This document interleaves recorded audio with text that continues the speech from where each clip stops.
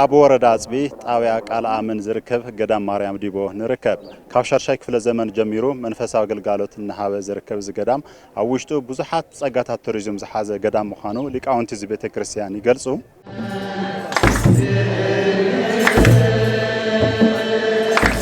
መጀመርያ ላብዚ ቤተክርስትያን እዚ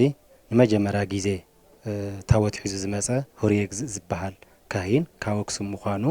እዚ እውን ኣብ ግዜ ዘመነ ንግስና ሃፀይ ገብረ መስቀል ኣብ ሻርሻይ ክፍለ ዘመን ከም ዝኾነ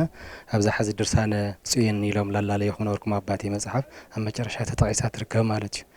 ስለዚ ኣሽዑ ታወት ናብ ዝዓዲ መጽዩ ቤተክርስትያን ደረጃ ተቋቁሞ ማለት እዩ። ዝተፈላለዩ ዓይነት ንዋየ ቅድሳት ዓበይቲ ንዋየ ቅድሳት ነገስታት ዝገበሩሎም ሓደጋ ከም ዝወጽሖም እውን ብታሪክ ታይሽምትን ይንገረሉ እዩ። ንዋየ ቅድሳት ግን ከምቲ ትርእይዎ ዘለኹም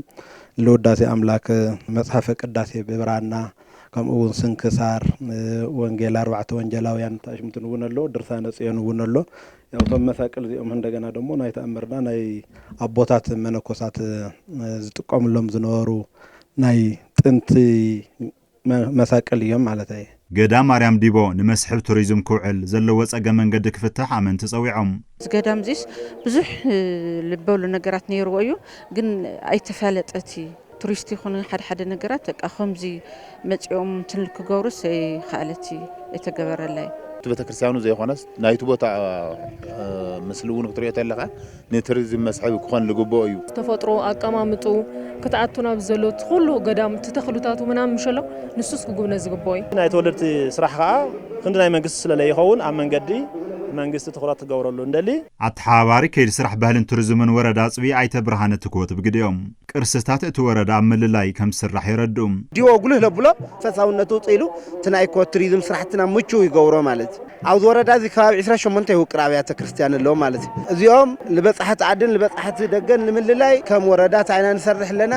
ምስሊ ተፈላለዩ ሚድያታት መድረክ ኣካላት ክላለዩ ክፋለጡ በቀጻልነት ዘቤታዊ ቱሪዝምና እውን ብለማዕብል ኩነታት ኢና ንሰርሕ ለና ማለት ኣመሓዳሪ ወረዳ ኣጽቢ ኣይተመዝገበ ግርማይ ምስ ህዝቢ ወረዳ በመትሕብባር ናብቲ ገዳም ዝወስድ መንገዲ ጽገና ክግበረሉ ምንቅስቃስ ከም ዝጅመር ይገልጹ።